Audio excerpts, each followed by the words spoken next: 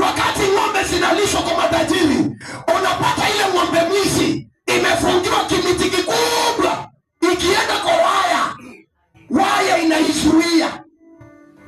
Kuna washirika waliokoka na wako na hiyo kitu, anaendaga kabisa mpaka anakaribia baraka zake, lakini kuna kitu inafanya nini? Inamzuia.